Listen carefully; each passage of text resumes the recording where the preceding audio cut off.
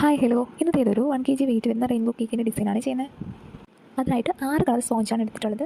Red, orange, yellow, blue, green and purple.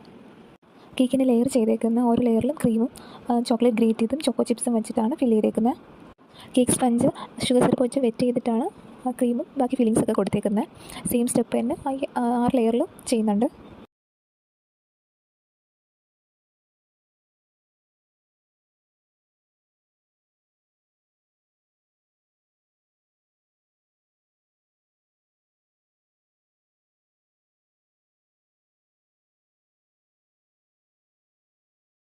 ലെയറെല്ലാം fix ചെയ്ത ശേഷം cake crumb coat ചെയ്ത് അരമണിക്കൂർ ഫ്രിഡ്ജിൽ വെക്കുന്നുണ്ട്.